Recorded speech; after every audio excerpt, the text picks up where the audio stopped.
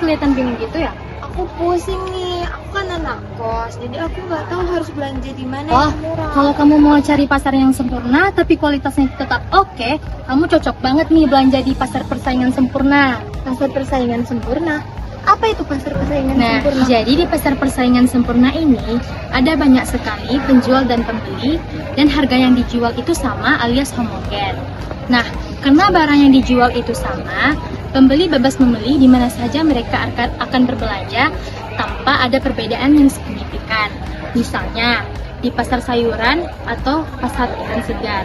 Nah, banyak penjual yang menjual sayuran dan ikan segar dengan harga yang sama dan kualitasnya juga serupa. Jadi, di pasar persaingan sempurna ini tidak ada penjual yang bisa memengaruhi harga pasar. Oh jadi gitu ya Grace. Terus kenapa sih dia bisa disebut pasar persaingan sempurna? Emang apa sih ciri-cirinya? Nah, jadi ada beberapa ciri-ciri dari pasar persaingan sempurna. Yang pertama, terdapat banyak penjual dan pembeli. Yang kedua, barang yang diperjualbelikan bersifat homogen. Yang ketiga, faktor produksi bebas bergerak. Yang keempat, adanya kebebasan untuk mengambil keputusan. Yang kelima, pembeli dan penjual mengetahui keadaan pasar. Dan yang terakhir, produsen bebas keluar masuk pasar. Oh gitu, makasih ya Grace atas infonya. Sama-sama, Syara. Oke, bye-bye. Setelah Grace ngejelasin itu, kira-kira apa sih kelebihan dan kekurangan dari pasar persaingan sempurna ini? Aku tanya siapa ya? Tanya kakak itu aja deh. Kak. Kakak tahu nggak sih apa aja kelebihan dan kekurangan pasar persaingan sempurna? Nah, tahu dong. Jadi teman-teman, kelebihan pasar persaingan sempurna itu terbagi atas 5 poin. Yang pertama itu adalah efisiensi ekonomi. Pasar persaingan sempurna mendorong para produsen agar memberikan harga yang minimum, sehingga mereka dapat meningkatkan pada efisiensi mereka. Nah, yang kedua itu adalah harga yang kompetitif. Nah, banyak penjual dan pembeli harus mendapatkan harga atau memberikan harga yang kompetitif agar para konsumen mendapatkan harga yang lebih murah lagi. Nah, teman-teman, yang ketiga itu adalah inovasi dan kualitas. Para produsen harus bisa meningkatkan kualitas pada produk mereka agar para konsumen bisa mendapatkan kualitas produk yang terbaik. Yang keempat itu adalah pilihan yang luas. Pasar persaingan sempurna memberikan pilihan yang luas terhadap pada konsumen agar para konsumen dapat memilih sesuai kebutuhan mereka masing-masing. Nah, dan yang kelima dan yang terakhir itu adalah tidak adanya monopoli. Pasar persaingan sempurna mencegah adanya monopoli agar para perusahaan tidak bisa mengontrol pada biaya kuantitas pada produk mereka. Nah, teman-teman, selanjutnya itu adalah kekurangan pada pasar persaingan sempurna. Kekurangan pasar persaingan sempurna itu terbagi atas 5 poin. Yang pertama itu adalah ketidakstabilan. Pasar persaingan sempurna dapat menyebabkan ketidakstabilan terhadap ekonomi karena adanya perubahan pada permintaan dan penawaran secara cepat. Yang kedua itu adalah ketimpangan informasi. Produsen dan konsumen mungkin tidak memiliki informasi yang sama, sehingga mereka dapat mengambil keputusan yang salah. Nah, yang ketiga itu adalah biaya promosi. Nah, perusahaan harus bisa mengeluarkan biaya promosi yang besar agar dapat memenangkan persaingan, sehingga itu dapat menyebabkan peningkatan pada harga produk. Nah, yang keempat itu adalah ketergantungan pada teknologi. Pasar persaingan sempurna dapat menyebabkan ketergantungan pada teknologi, sehingga perusahaan-perusahaan yang tidak dapat mengikuti perkembangan teknologi akan kalah saing dan tertinggal jauh. Nah, dan yang kelima dan yang terakhir itu adalah ketidakadilan.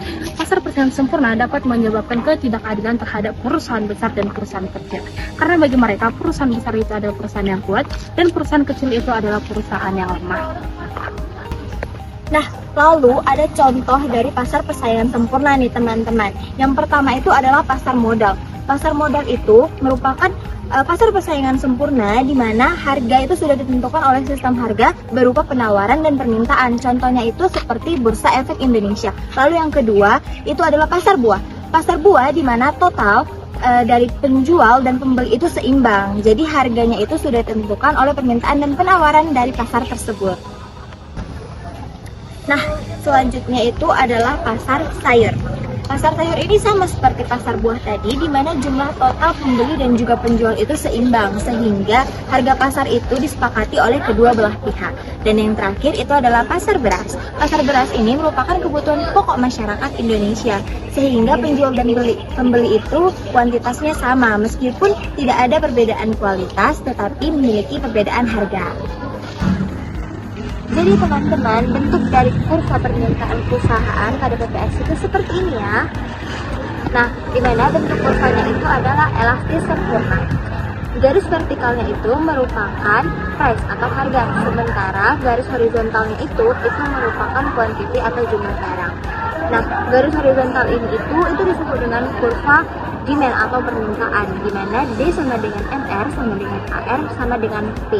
Kenapa dia berbentuk horizontal? Karena dia merupakan price taker atau harga tetap. Jadi sebanyak apapun atau sesedikit apapun perusahaan mengeluarkan jumlah barang, harganya itu akan tetap di titik tersebut karena harga tersebutlah yang sudah disepakati oleh pasar. Nah, selanjutnya kita akan membahas kurva permintaan pasar atau industri.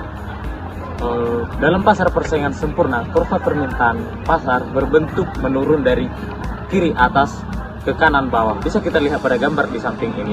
Sumbu Y adalah harga barang dan sumbu X adalah jumlah barang. Yang artinya ketika harga barang menurun, maka jumlah permintaan akan meningkat. Nah, kurva permintaan ini menunjukkan hukum permintaan, yaitu hubungan timbal balik antara harga dan jumlah barang yang diminta oleh konsumen. Ketika harga barang menurun, maka jumlah permintaan akan meningkat, dan ketika harga barang meningkat, maka jumlah permintaan oleh konsumen akan menurun.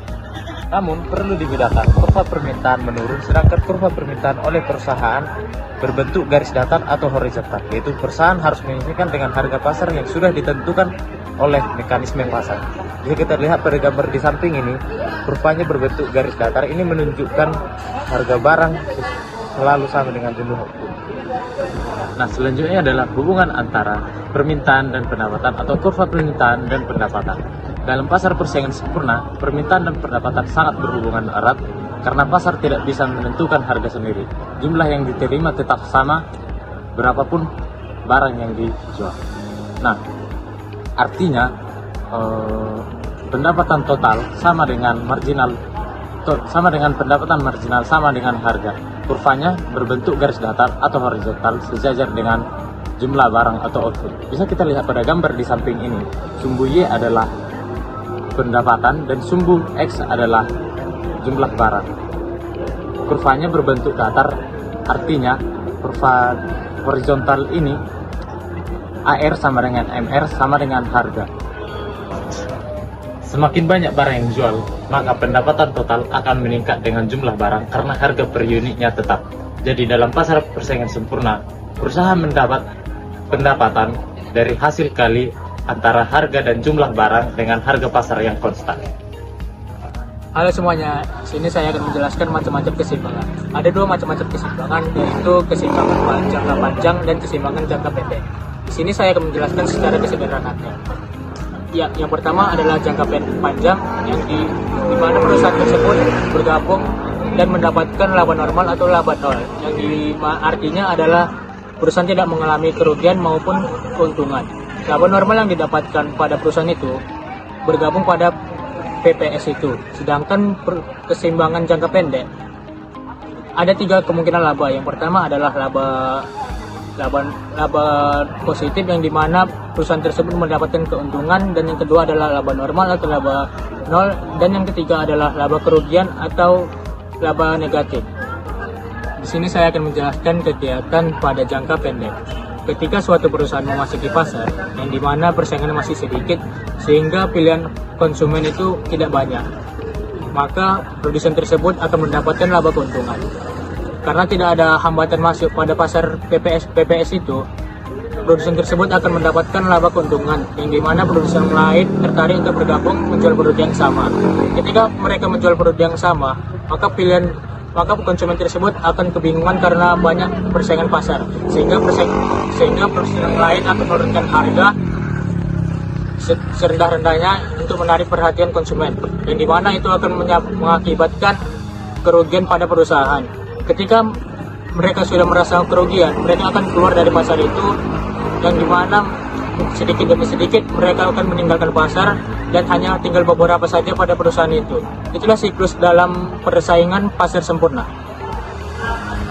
Kegiatan perusahaan dalam PPS itu meliputi memproduksi barang atau jasa homogen yang memaksimalkan keuntungan dengan memproduksi harga sama dengan biaya marginal, sehingga perusahaan bebas masuk dan keluar tanpa adanya hambatan, sehingga tetap menjaga persaingan tetap sehat dan harga stabil.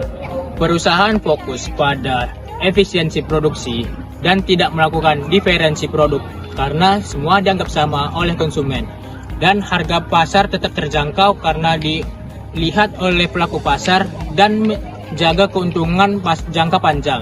Namun cenderung karena adanya persaingan sempurna. Behind the scene.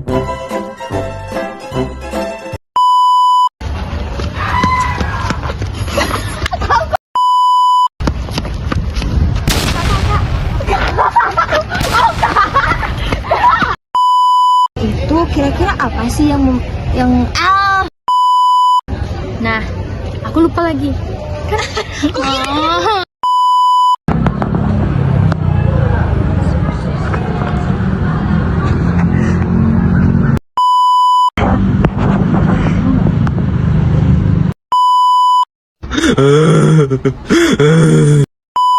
Pasar persaingan sempurna terbagi atas 5. Yang pertama itu adalah efisiensi ekonomi. Pada